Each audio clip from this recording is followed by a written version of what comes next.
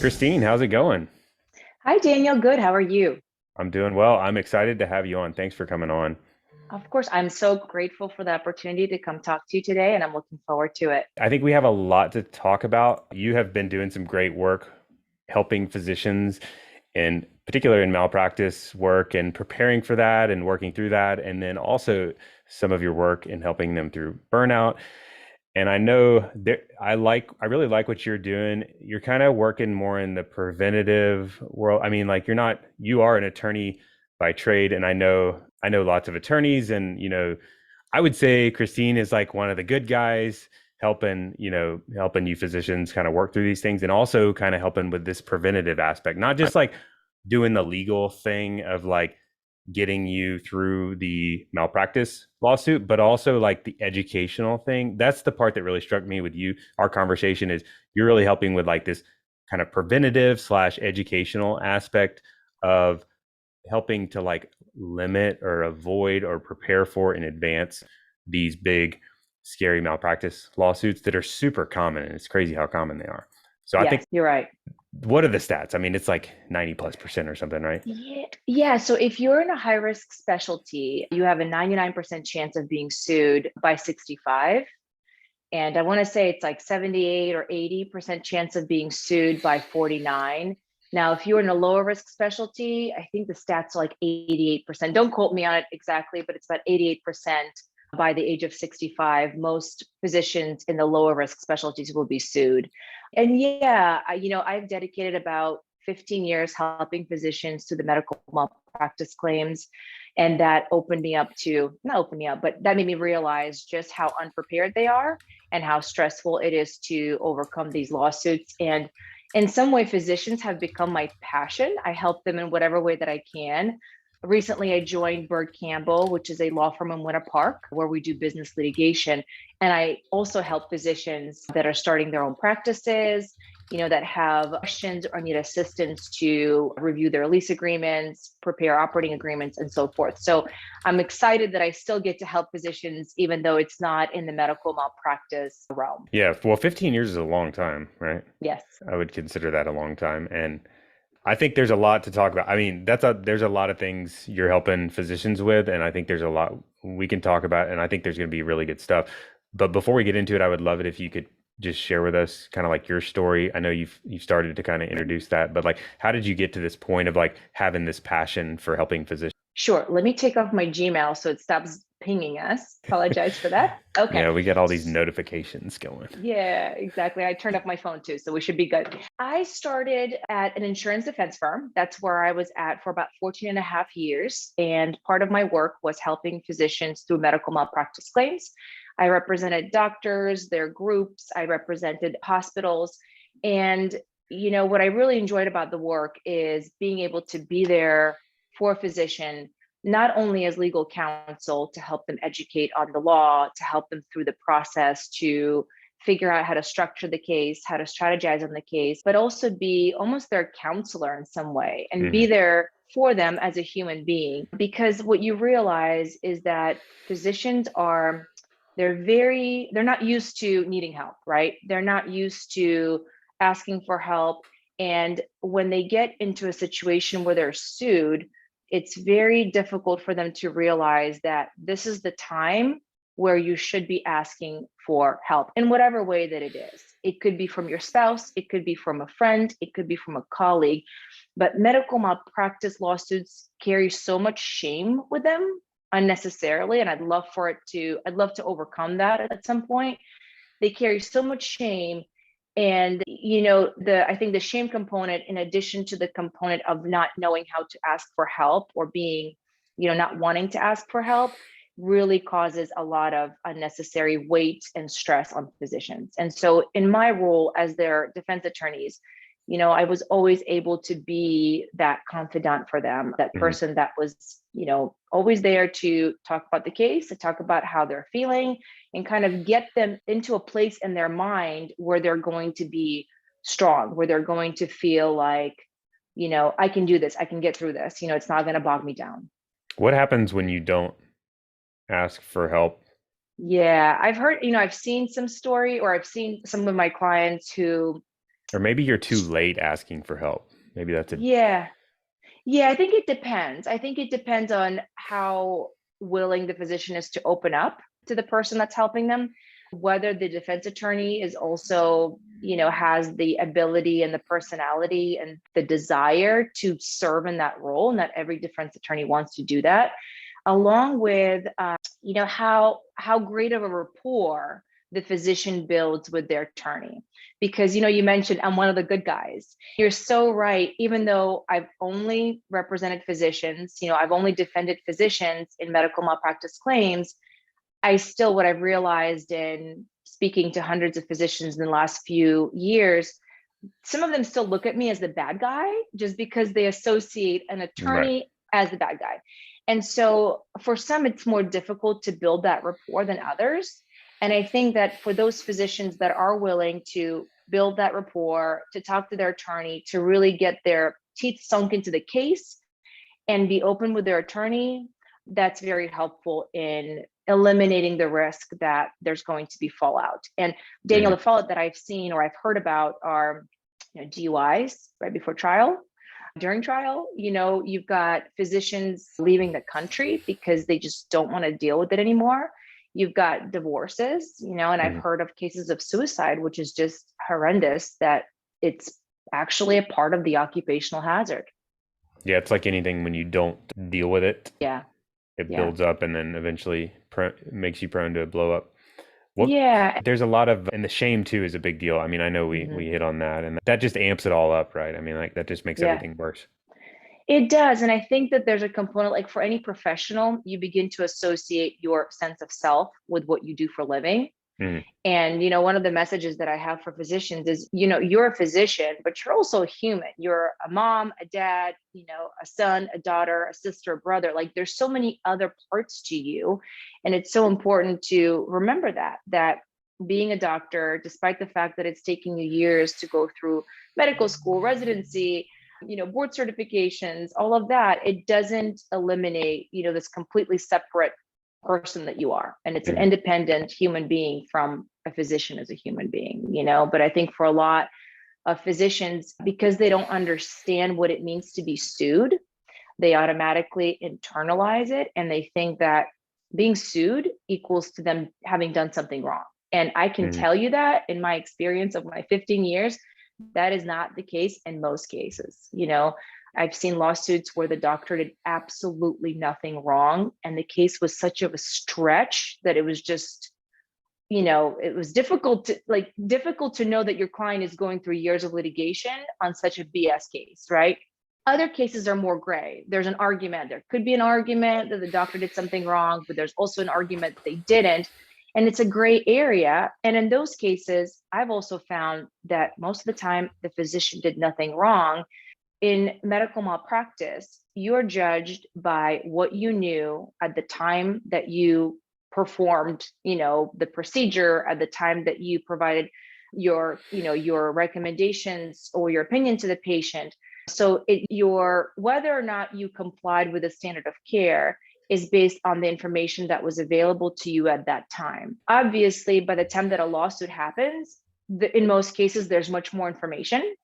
So it's very difficult, for physicians to be like, well, I should have done it differently. I could have done this and this and this, because they know other information when they're sued, things that have transpired after the alleged negligent act, so to speak, right, occurred. And so I think that the lack of education in our system to physicians when they're, becoming baby physicians, when they're getting their education, the lack of that explanation of what the process entails, what it really means, what the elements are, and how to really judge yourself to truly understand, was I negligent in my care of the patient? Mhm.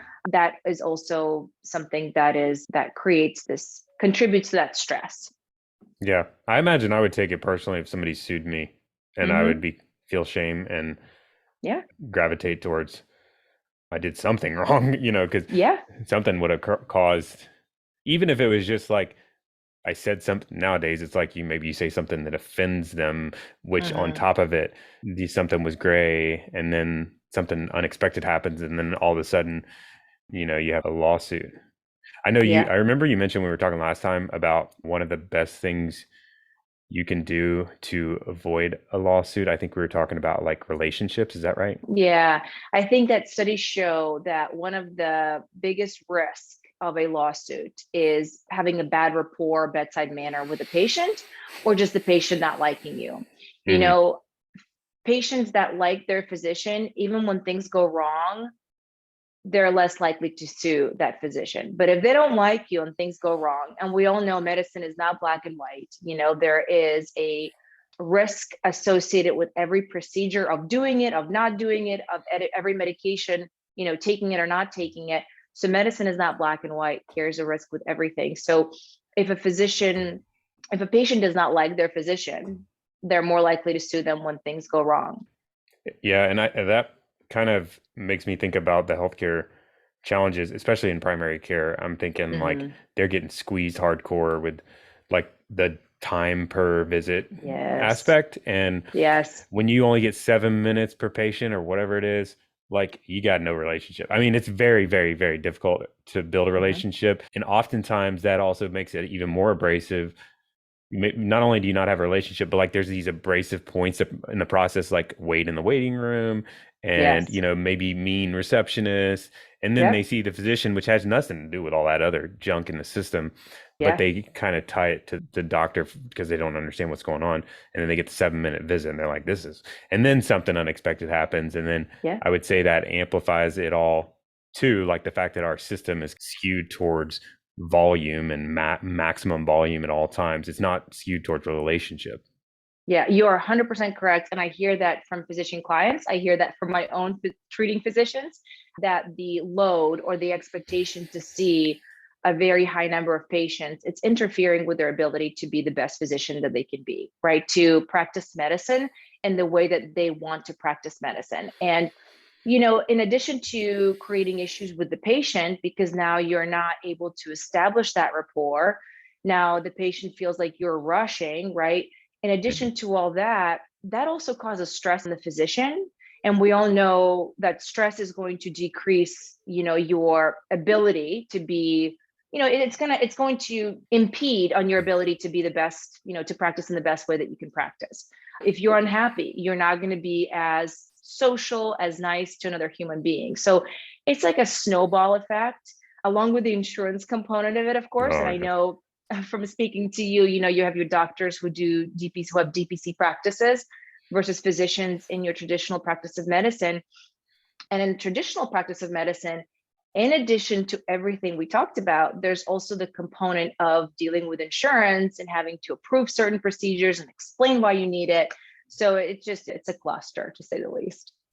Yeah, it's a mess. And I think I would be curious of statistics. I don't know that these exist yet, but my suspicion is that direct care practices are getting sued far less than Hmm. traditional practices because simply, really, because their patient panel is much smaller. So then, Yeah. therefore, they get lots of time with them and relationship builds. But I You know, don't know. I I haven't seen that. Yeah, I haven't. I know I was going to look at the statistics before today, but I forgot as well. I'm happy to look it up afterwards and maybe you It's could got to post be that in the lower. show notes. But I 100% agree with you because you do have a less of a population of your patients. You have better Mhm. rapport.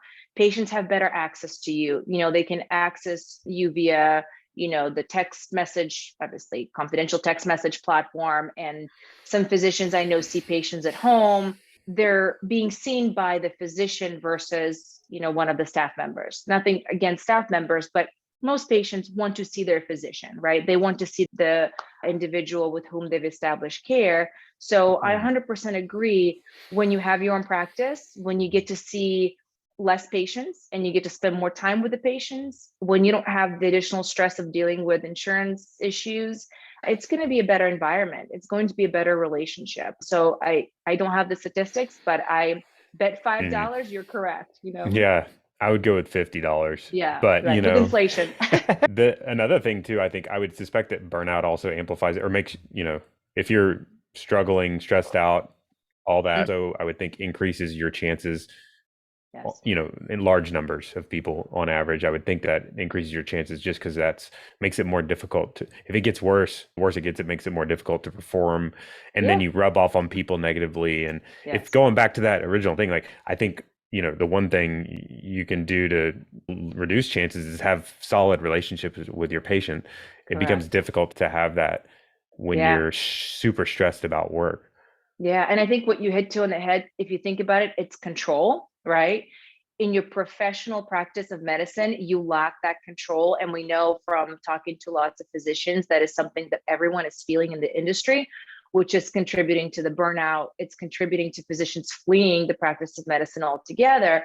And when you have your own DPC practice, you kind of regain that control back. You're not a slave to a non-physician telling you how many patients you should be seeing and how quickly, how much time you're spending, you should be spending with the patient. So Mhm. 100%. Yeah, it's unfortunate. I wanted to talk about some of the ways to help reduce risks. We already talked about, like, relationship with your patients, but you can only go so far in that regard. What Mhm. are some, if I'm like younger, like let's say I'm just starting in practice and I'm like listening to this, I'm like, yeah, I mean, 90% is pretty high. Like I don't want to get sued, or Mhm. if it's that high, it's like odds are I'm gonna get sued. But what can I do to prepare for it, or like lessen the chances of it? Or I don't know, like what are some preventative things we can start thinking about? Yeah, I think documentation is huge. Obviously, it can go both ways. You want to make sure that the documentation that you are putting together on the patient reflects the history. It reflects, what you observed, what your assessment was, that there's some explanation for why you're making certain recommendations. Like, as an example, let's say you're increasing the dosage for a particular medicine to control pain, right? You want to have an explanation that, let's say you tried physical therapy and that failed. You tried cortisone shots and that was not alleviating the patient's symptoms, excuse me. So now you're increasing that medication dosage to this amount, something that's going to help you in the event that you're sued, to explain that thought process, to explain that you were paying attention, you were getting the information you needed from the patient in order to make a particular decision. So Mm, documentation is huge. You don't want to go overboard, right? But you want to make sure that there is sufficient documentation to explain what you saw, what you did, and why you did it. Communication is huge as well. Communication with your patient, communication with your staff members. You want to make sure, depending on what kind of a practice you have, if you have a private practice, that there are policies and procedures that everybody understands and follows, in terms of, like, let's say a patient called and left a message, right, with the receptionist, right? And then, or left a message with the nurse. What's the process for the nurse to communicate with the physician? What's the time frame? Where is it documented? You want to make sure that kind of chain of communication is properly documented. Those are the two kind of things that come up in my mind as a way to prevent it. Your relationship with the patients, that's, once again, that's huge. You're not going to spend an hour with each patient. Most physicians won't, right? But you want to have enough time to where the patient feels like you're listening to them, you're not rushing them, and they have a chance to tell you what's going on with them. And you have a chance to process what's going on and really, formulate a plan and explain that plan, or explain the different options to the patient in a timely fashion. You want to make sure that if there's a treatment plan that's surgical or carries kind of a high risk of complications, that you explain that to the patient, that there's a policy in how the patient consents to it. Sometimes physicians will have, multiple people get the consent, or multiple people sign off on it, like the nurse and the patient, excuse me, and the physician along with the patient, right? Just to establish that there were multiple people that went through it, or there was more than just that one person in the room when you went through, the risks associated with certain procedures mm. and the complications that can occur.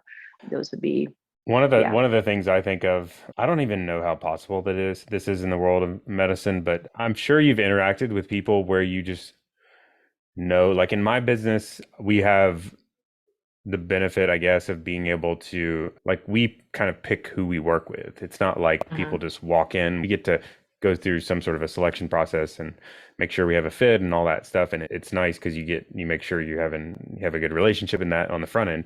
Mhm. But in my conversations with tons and tons of people, every once in a while I'll encounter somebody that like you can tell they're kind of they Hmm. got a chip on their shoulder and they're like, I've even had people bring up that they've sued people in the past. And it was like kind of I don't know. It was just I got bad Icky. feeling. And I have the nice benefit of being able to be like, I'm not going to work with that person, but like, can you fire patients? You can fire patients. You want to make sure you're complying with your state laws and doing it, but absolutely. I'll give you an example. Most physicians that are sued, after the lawsuit ends, the clinic will fire that patient, right? I If hope so. you, I mean, you can't have a good rapport. You cannot, continue having a good relationship with your patient if your patient sued you. I don't think it's just, No, it's not not a possible. reasonable, yeah, expectation. But yeah, you could fire a patient, you could be extra careful in how you document things. A lot of physicians will sort of push the ball, like they'll refer them out, because if it's something that can be referred out, even though they can handle it, they'll say, listen, go to the specialist to check this out. So they'll do that. But you want to protect yourself, depending on how big your practice is or what hospital you work with, there's risk management groups. You Hmm. can always talk to your risk management group. Additionally, most physicians and practices, they have medical malpractice insurance.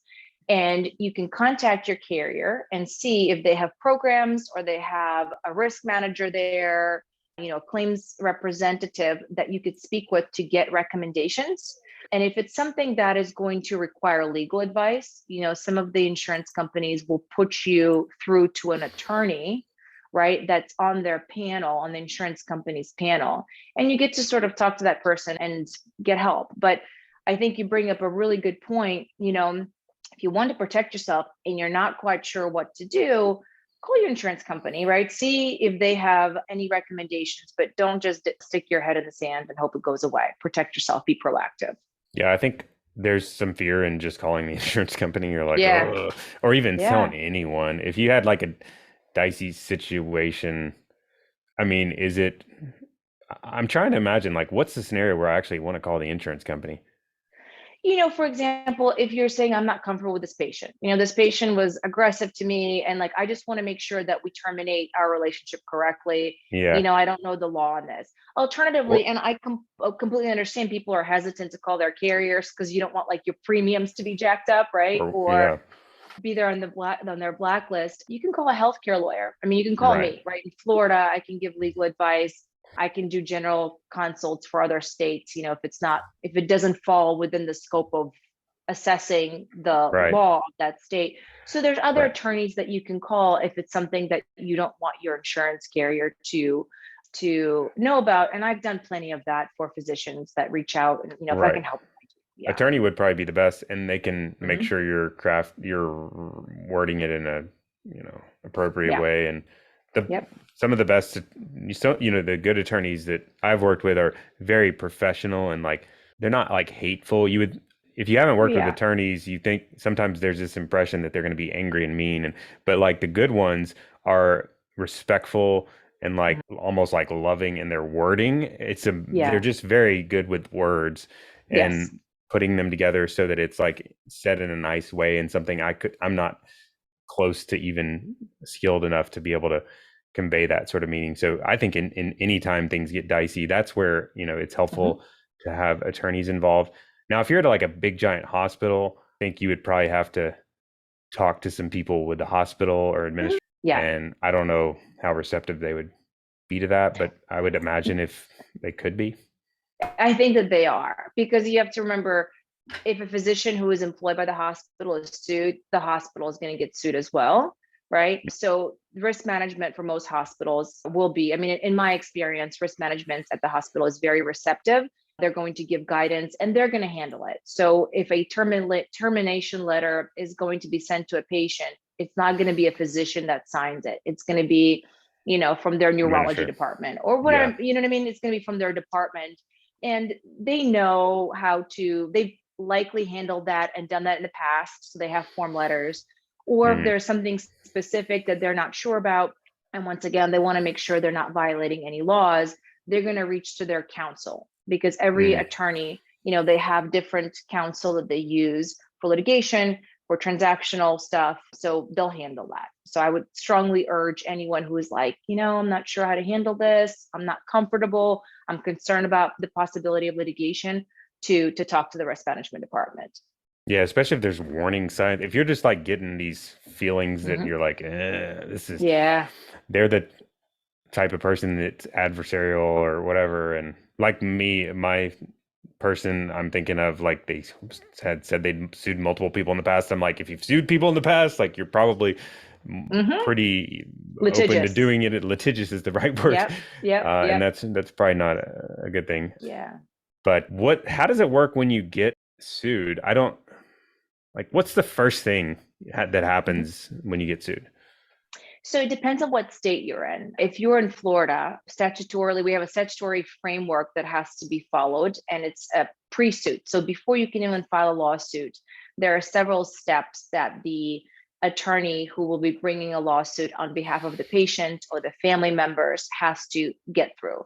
And basically, they have to send a letter that sets forth what they believe occurred that was negligent, how it To who? caused the well, to whoever, like if Is it's to the clinic, for example, the physician directly, if it's a solo physician, or the hospital. So they will serve the pre-suit letter mm, that outlines what they believe happened and how that caused whatever the injuries are. And that letter has to be accompanied by a corroborating affidavit of an expert who is in the same or substantially similar specialty as you are. So if the lawsuit is against a primary care physician, the accompanying affidavit has to be from a primary care physician versus an internal medicine physician, right? If a lawsuit is against a cardiologist, you need a cardiologist to corroborate what your position is and what you believe the physician did wrong. so basically it's like, we're suing you and here's why, and we've got an expert in your area that's agreeing with us or confirming this. Correct. And it doesn't have to be in your area. In Florida, the expert can be anywhere. So as I long as guess I meant they, like your specialty when I said your your, specialty, yeah, and it correct. could be anywhere in the country. Correct, exactly. And so then they have 90-day time period within which you do an investigation. So the other side, the physician, the physician's attorney or the risk management has an opportunity to complete an investigation of the claims. And during that process, the physician's team will hire a corroborating expert or an expert to look at the allegations, to review the medical records, and to give opinions as to whether or not they believe the physician was in fact breached the standard of care in causing those injuries. Sometimes you need two separate physician experts, like if the standard of care issue is different from causation, right? Like there's two specialties involved, so sometimes you have more than one expert to corroborate the physician's position that there was no breach in the standard of care, that they were not negligent, or that they did not cause the injury. And during that 90-day process in Florida, we exchange informal discovery in the forms of questions. So you ask questions of the patient gets to ask you questions. There's usually unsworn statements that are done, which is just parties get together, there's a court reporter, they ask the physician questions about what happened, what they did, why they did it. And then the physician's lawyer will also do the same with the patient or the patient's family members to figure out exactly what the claims are going to be, what the damages are. How is the patient doing now? Is the patient going to claim that they had some communication with the physician that makes this physician look bad? You know what I mean? Things that you may not necessarily glean from the letter, the pre-suit letter that sets forth what the patient thinks you did wrong.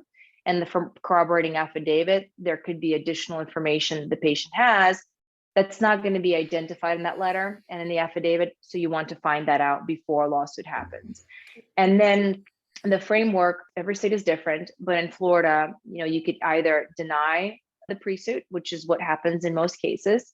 You could make an offer to settle, or you could agree to arbitrate the case. So, once that 90-day period is done, then the patient can bring the lawsuit. But the patient in Florida cannot file a formal lawsuit until they engage Mhm. in this pre-suit investigatory period.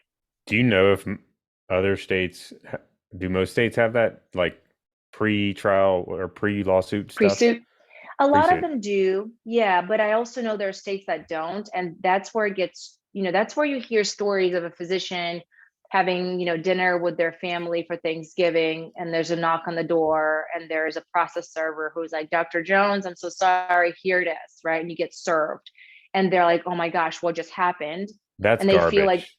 yeah, but that's what happens a I lot. know. So it's like, and then what ends up happening, and this is something I want to mention, a physician gets this lawsuit, right? And there's these allegations of what they did wrong and these words that sound so bad. And they start to feel like, oh my gosh, like I did this, or I'm like being accused of this. And they read this document as like, some authority. Meanwhile, it's a complaint drafted by a lawyer. Most of the stuff in it is form. It's not, something specifically against you. Now it will contain a factual background, right, of what you've done Mhm. wrong. But you have to remember that the legal terms used by the lawyer, right? We put that in the complaint to make sure it passes the muster of not getting kicked out. So it's really a procedural vehicle to bring a lawsuit in. And Mm. even the affidavit of an expert, right? Physicians may look at it like, oh my gosh, Dr. Jones, who is also a neurologist in New Jersey, thinks that I did XYZ. Most of the time, the affidavit is drafted by a lawyer. Now it's done with the assistance of the expert based on their opinions, but it's drafted by a lawyer. So, one comment that I have for lots of physicians is don't think of it as, this document that was prepared by a colleague of yours, right? It Mhm. has to be framed in a certain way to pass the legal muster. So don't take it personally. Yeah, I imagine I'd take it personally when I just because it's like Yeah. they want you to, I think. I mean, even that's how it's, I don't know. It feels like it would be designed to do that. And the other thing too is the person writing it is also getting paid, but it's like they're on Mhm. the team of the person filing Mhm. the lawsuit. Oh So it's yeah. like the other team. I mean, it's not like the police. That's the other thing. I think there's maybe this conception it's like a neutral party or it's already been reviewed by the court or whatever. I'm sure there is some sort of. I mean, can you just send a law even in the states where there's no pretrial thing? Like, Mhm. how do they file a lawsuit? Can they just like straight up sue anybody or? Yeah, I think in states now, I can't give legal, advice or Yeah, even because I haven't researched this for every state, but basically they just file a lawsuit, just like you would in a car accident case, their but lawsuit it's gets it's filed. not that difficult. I guess what I'm trying to say is it's not that difficult to file a lawsuit. It's not, no. I mean, you Right. just file a lawsuit, you have to you have to pay a filing fee. You prepare that, you draft the complaint, you file it with the court, and then you pay whatever the filing fee is, and then you pay the process server or the sheriff or whatever it is in your state to serve it on the physician. With hospitals, well, I mean, at least in Florida, based on my experience, when a physician who is employed by the hospital, when they're sued, the hospital will accept the summons and the complaint on their behalf. So Mm. it's not as personal. A lot of times an attorney can accept the lawsuit on your behalf too, which I strongly recommend. Even in Florida, if you are aware that a lawsuit is going to happen because we have this pre-suit statutory period, so it's going to put you on notice that a lawsuit is likely happening. During that time frame, you will be assigned a lawyer, and you could ask that lawyer to accept service of the complaint should be served on your behalf. So you don't Hmm. have to deal with the embarrassment of being served at your office, Yeah. at a restaurant or wherever. And Daniel, if we can go back to something, this whole concept of the lawsuits feeling personal. And I 100% understand why it would, right? I'm a lawyer. Lawyers get sued, but not to that same, level or frequency that physicians get sued. But if I got sued, I'd imagine that it would be very personal. Never have been, knock on wood, but I'm sure it would be very personal. So I don't fault physicians for feeling that way. The words of wisdom that I would, or the recommendation that I would have is that by if you can overcome that feeling and if you can work through it and if you could make it not personal, that's going to help you succeed in your lawsuit. Now, when I say succeed, I don't mean 100% winning the lawsuit. When I say succeed, what I mean is the way that it affects you. the way that the lawsuit, which is a very lengthy marathon of a process, the way it affects you on a personal level as a human, as a parent, as a, a son or daughter, as a professional, and as, you know, the way it affects how you view yourself, how you Hmm. view who you are as a physician, how you view your abilities, how you start thinking about what you want from your future. What I see with physicians is this tendency, when a lawsuit happens and because it's so long, it wears you down. In the beginning, you're maybe like, it's fine. But as the years roll by, and every time you get that email from your lawyer or your risk manager, and you got to be prepped for your deposition, and then your deposition gets canceled, and you got to be re-prepped again, and you have to go to trial, and it gets continued, and then you got to go to trial again. That is very, like, it wears on physicians, right? And if they never overcome that feeling of treating it as personal, it's going to wear on you more. And it's a toxic feeling that permeates every fiber of your existence. And it's going to, whether you realize it or not, it's going to affect every aspect of your life, and some of the work that I've been doing with physicians on the coaching side is helping them, overcome that so they don't get to it, so they can get through that. But you don't need a coach, once again, you can go to a But a friend, a coach might be colleague. good. I Yeah. mean, that might be the best. That might be a fantastic time when you're at a point in life where it's like turning point. You could go one Yeah, way or the other. A coach absolutely. I would say a coach would be excellent. That's the time if you haven't worked with a Yeah. coach to work with a coach. Yeah, I agree. Having somebody objective that has knowledge in how lawsuits, roll out and different stages of lawsuits and what it causes can be Yeah. very helpful. Yeah. Especially if they have experience. I mean, like your services and where you're at, like if I was in that point in that scary initial phase of Hmm. lawsuit and I had a relationship with you, you're the first person I'm calling. I'm like, I got the Oh, letter. Like yeah. I need help because you need somebody that so you have the coaching experience and you have the malpractice experience working through the claims, and Yeah. that's a huge benefit. But like I think what can be, I haven't gone through this, but I feel like there could also be a tendency, maybe that's not the natural tendency people have. Maybe the natural tendency is like people are like, I'm gonna bury my head in the sand, or like I'm Hmm. gonna like fake it till I make it, or like I'm just gonna not pay attention to this and like set it aside and do nothing about it, or Yes. only the Yeah. minimum required, maybe. Yes.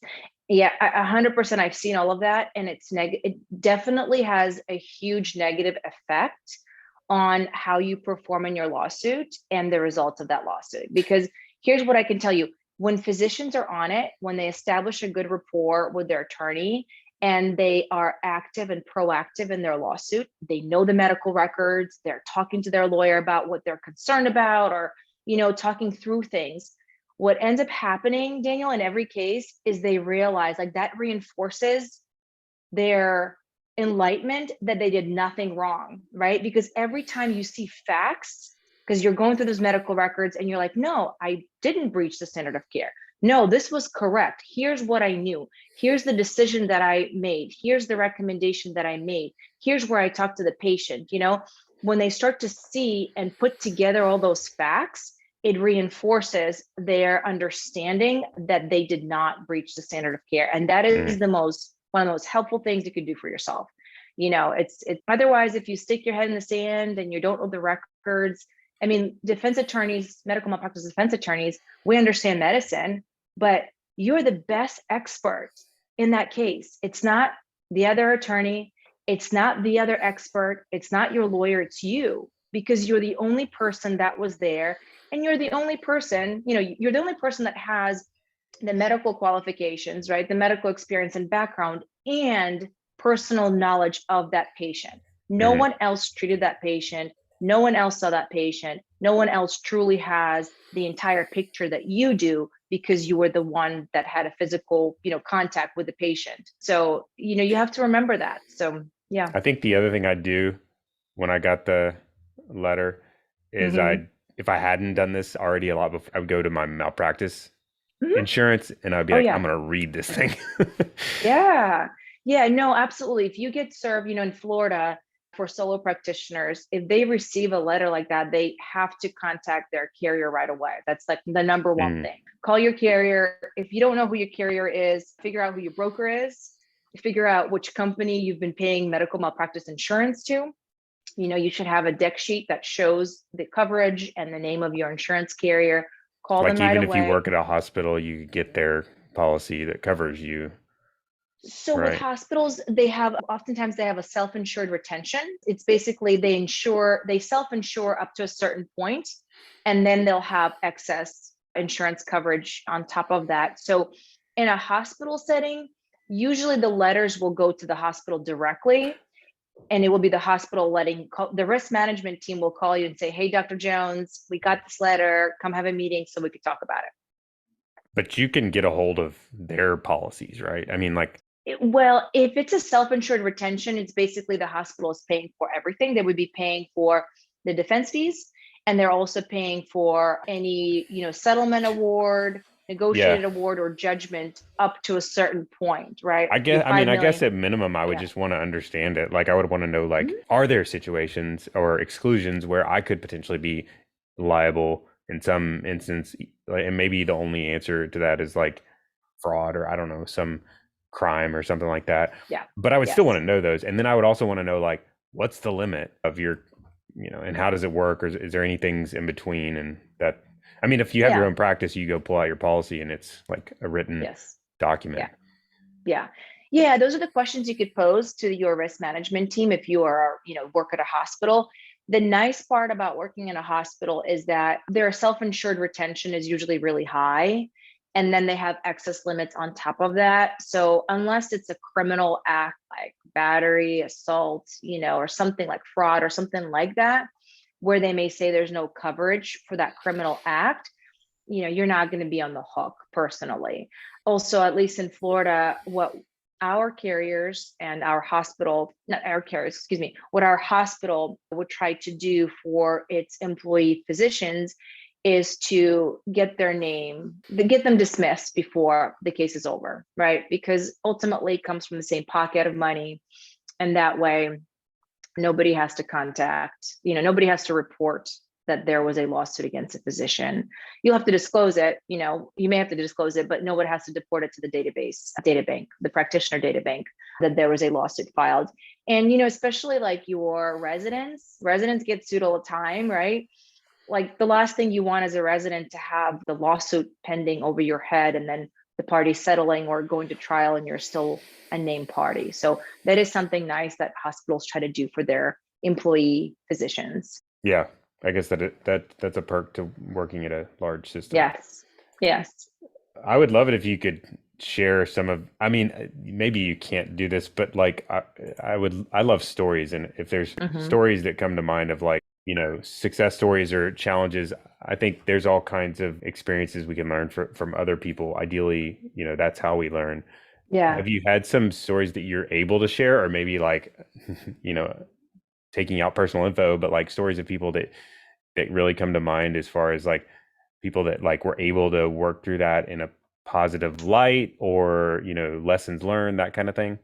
Let me think about that. So stories, I Particularly think, like the malpractice thing. And I yeah. mean, i can I have examples of people that we've worked with that I know that have had challenges with it. Like one thing that comes to mind for us is like seems to be this fear of like not wanting to talk about it, because so we're the financial planner and we've had Right. people we work with have lawsuits, and I feel like there's this, as soon as they get that lawsuit, somebody somewhere tells them, I think, not to talk to anybody. Yeah. And maybe they don't say it that way, but like, so we hear of it and they're like, yeah, but I can't really say much about it. And that Yeah. seems weird to me because I'm like, you got to be able to talk to somebody, and like, you really can't talk to anybody. Like, how does that work, and why is that happening? Yeah, so it's true. So when you're sued, your defense attorney is going to tell you, do not speak to anyone about your lawsuit. And the reason why they say that is because anything about your lawsuit that you're discussing with a non-lawyer, it's discoverable, right? Mm, The reason that the information that you talk to your lawyer about is not discoverable is because there's attorney-client privilege, right? However, what most attorneys, I don't think it's intentional. I think they just don't realize it. But what most attorneys don't realize is that physicians need to understand the difference between talking about matters and things that are in fact attorney-client privilege, right? Talking about the specifics of the case in terms of liability, exposure, strategy versus how you feel about the case, right? Yeah. That's something that is not attorney-client privilege. How it's affecting you as a person, as a professional, that's also not attorney-client privilege. That's just the effect that the lawsuit has on you. That has no relevance to the case. That's not something you need to ever talk about to the other side. Yeah, I So think there's that people lock it difference. all up. They lock up Yeah, the whole thing. yeah, So they're like, I can't share emotions or feelings or yeah, anything, yeah, period, about it. yeah, And then that's correct. not And healthy. I've worked with a lot of physicians who come to me and they're concerned about how their case is being handled and they just want some consulting. They want like a second set of eyes on it, right? That's Hmm. another thing too, is not every physician establishes a good rapport or gets an attorney that they, communicate well with. And sometimes you may question, should I keep on with this case? Like, is this really what's done? And I'll give you an example. One physician that came to me, she was really concerned because her policy, I think, was $1 million and the demand was like $10 million. So the exposure potentially was really, really high. She didn't end up going to her mediation for whatever reason. She was excused, which can happen. But in a case where the demand is so high and your policy limits are only $1 million, like she should have been encouraged to go to the mediation to know what's going on. Who didn't go? The attorney didn't go? The physician. So the physician that was sued did not end up going to the mediation where it's, proceeding where you try to resolve the case. Oh, and Right. yeah, and it would probably be best practice to go to that, especially given the circumstances. Correct. It depends. I've had physicians excused from mediations, like in my hospital cases. Hmm. But if you're in a smaller practice, especially when you're facing a demand for 10 million, but your coverage is only 1 million, right? So trying to get more money out of you than you have coverage for. You really want to stay on top of that lawsuit. You really want to know what's going on. Yeah. And so she ended up not going to her mediation. And she was so concerned. It was like eating her alive. Every day, she was just thinking and circling back on, oh my gosh, what's going to happen? Are they going to take this to trial? And am I going to be dealing with an excess verdict, in excess of my limits? And she didn't realize that she could make a demand on her insurance company to settle the case within the policy limits, because she learned later that was an option. So she learned later that during mediation, the attorney for the patient was willing to accept her policy limits, but she Hmm. wasn't there. And so her carrier said no. So this poor physician lived with that for whatever months or a year afterwards, not realizing that she, as their insured, could make a demand Oh, on the insurance. the physician themselves could have accepted that. Yeah. So Oh. no, so the physician herself could have made a demand on her insurance company to settle for the policy limits. And what happens is if you make that demand, and if the insurance company does not settle for policy limits, then any verdict in excess of the policy, the insurance company is on the hook for, because it's Hmm. called bad faith. So if your insurance company could have resolved the matter within the policy limits, right? They have a duty to protect you and to resolve the matter within the policy limits, right? If they fail to do that and you make a demand for them to do that and they don't do it, now they're on the hook for, it's called bad faith.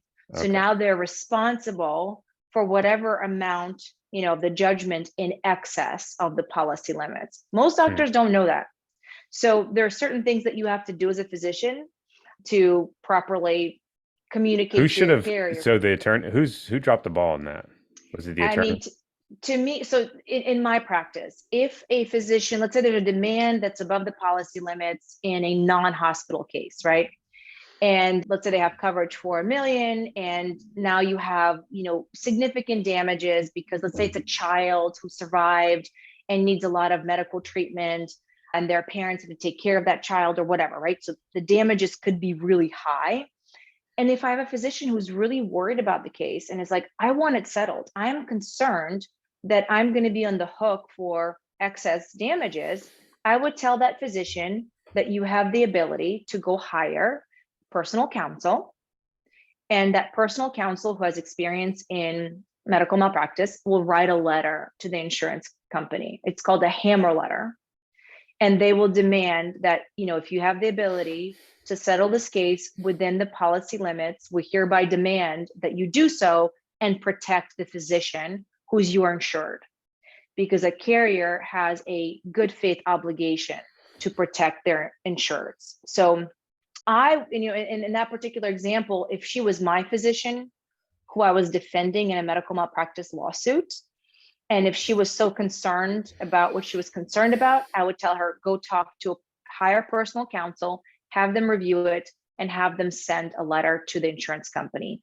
Because your medical malpractice insurance attorney, they're hired by the carrier. So the insurance carrier pays their bills, but it's you, the physician, and it's your practice who we have a responsibility to. We have a duty to you. We have a duty to your insurance company because they hired us, but you're our client. It's not the insurance company.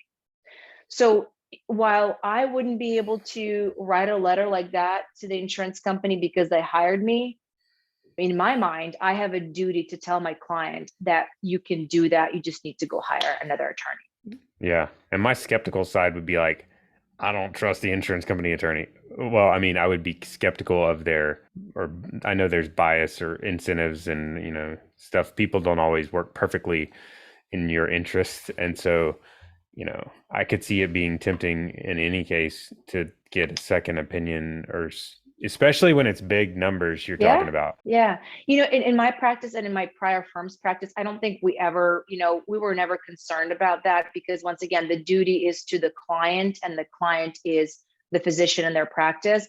And, all that I'm really advising is you have a concern and you have the right to go to another attorney and discuss with that other attorney if it makes sense for you to send a hammer letter, right? If a carrier called me out on that, I'd say that's my responsibility is to tell the client they have that right.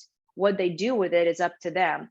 I'm not doing anything that is, that hurts it's really, to me, I'm not doing anything that's in conflict with either the insurance company or the physician, right? But I do have that obligation. I think some attorneys don't, I don't know, maybe they don't know that. If they're a young attorney, they may not fully know that. Yeah. Maybe some attorneys do have concern that if they tell that to the physician, the insurance carrier is going to know that it was the defense attorney that, advised. And they're like, we're never hiring you again.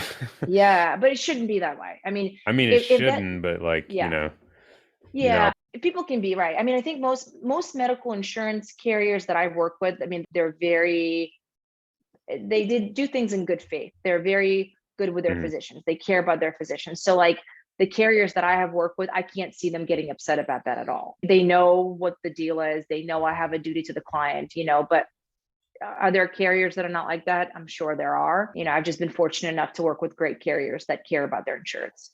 Yeah. I think I've seen some statistics before kind of along these lines of the statistics of lawsuits are really high. Like a lot of the, a high majority of physicians get sued, but then it's a pretty big jump downward of lawsuits that actually pay money to the person suing or the patient. And then the big number cases are a much lower number from that. I don't know the statistics. I just remember seeing a visual of all of it. And it was shocking how the big, huge, scary ones, as soon as you get the letter, you think about the big, huge, scary number. You're like, I got to pay millions of dollars and, it's going to be terrible. And that's, those things happen. But the percentage of those that actually play out is a pretty low number, right? Yeah. So actually, let me pull up some of the stats that I have saved in my computer here. So 99% of physicians in high-risk specialties will be sued by 65, and then 75% physicians in low-risk specialties will be sued by 65. And then based on the data collected between 1991 and 2005, which is a little bit old, but only 22% of claims result in payments to claimants. So out of all the lawsuits that are filed, only 22% of them get paid on, which means that they're dropped or they go to trial and the physician wins the jury verdict is in favor of the physician. What's really interesting is that most physicians will spend 10 to 25% of their career in litigation. That kind of goes back to what I was saying, that it's such a lengthy process that wears you down, that whatever you do, the recommendation that I have is find whatever it is that you need to help you through it. That's So like insane. it's insane, like your neurosurgeons, right? High risk specialties will likely have more than one lawsuit in their lives. And so whatever research was done on it, when they compound it all together, 25% of their careers will be spent Yeah, litigating and defending themselves, which is that's nuts. really tough profession. Yeah. Yeah. Yeah. Well, that's where, I want, as we wrap up, I know we're running out of time, but I wanted to talk about like some of the stuff you're doing, and particularly, I know you have your law firm and that sort of thing, but can you tell us about I know you're helping with some coaching, and that's kind of something you've Yeah. been working on. If you could tell us about that, that'd be awesome. Sure. So I actually, recently I've decided that I'm still coaching physicians, but that I would like to also help physicians if they're starting their own practices. I think that more and more physicians want to go that way. I think there's a need to have someone that you can talk to through things, can learn about the law in your state. And so I'm also helping on that side of it. And it could be from helping to, looking at a lease agreement, for example, with a physical, if you're trying to lease space and you have a lease agreement, at times physicians will just sign off on it, which is not the way to go. You want an attorney to look at it and to kind of guide you through it and tell you where the pitfalls are.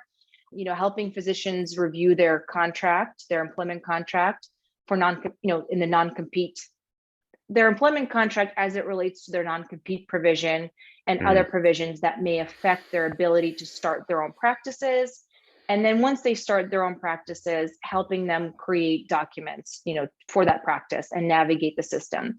So in addition to that, I also coach physicians. I coach physicians on general issues, and I also coach physicians that are going through Department of Health complaints or they're in a lawsuit. So, combination, I'd like to help. I like to help in whatever way that I can.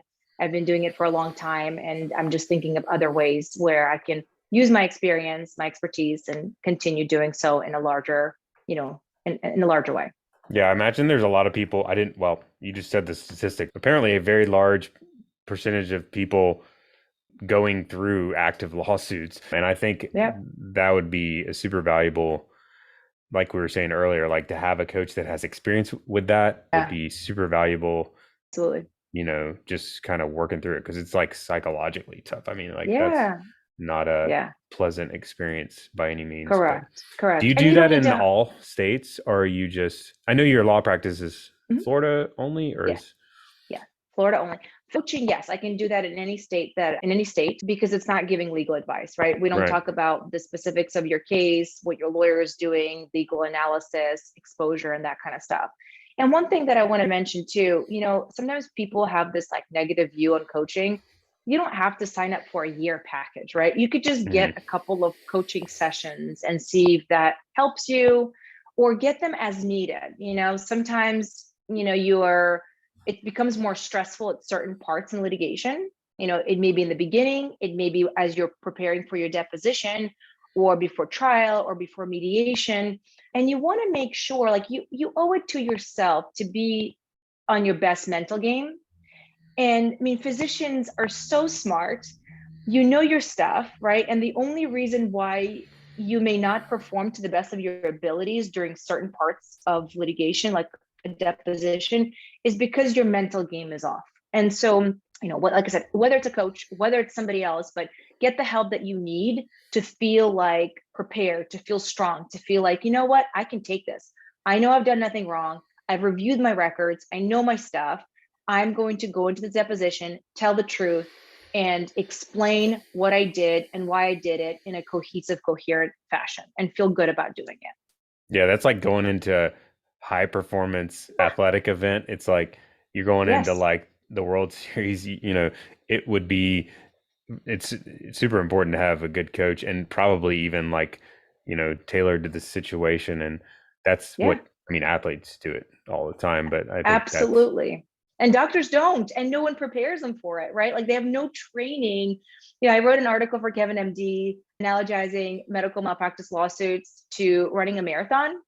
But marathoners are prepared to run it, and they get coaching and they get support. Physicians are not prepared to go through litigation, and then they don't get the support going through it. And that's the part that needs to change at some point. Yeah. Yeah. Especially at that point in your life. That's like I was saying, if you haven't had coaching before, like if anything, like that's the time where you really need to get it. Yeah. I'm a fan of it. I think it's valuable at any point in your life. Yes. But if any time, if you haven't gotten it, like when that sort of event happens, that's super important. Where can people find you, information on you, or reach out to you with questions or that sort of thing? Absolutely. I mean, if you just Google my name, Christine Zharova, Zharova, you could find me on my law firm's website. I also have the MedMal Game, which is my coaching website. On LinkedIn, I'm pretty active on LinkedIn. I haven't been in a while, but check my LinkedIn page. So you could always reach out via the direct message on LinkedIn. And like I said, I'm happy to help in whatever way that I can. If I can't help you, I'll let you know. If I can help you quickly or not quickly, you know what I mean? I'm happy to help in whatever way. And yeah, so, anytime anybody needs anything, I'm here. I appreciate what you're doing. You're doing great work. Thank you. I appreciate you coming on today to talk through this. I know there's a lot within this. We've kind of hit the tip of the iceberg. I appreciate you chatting with me today, Christine. Yeah. Thank you so much, Daniel, for having me. It was a pleasure talking to you as always, and happy to help.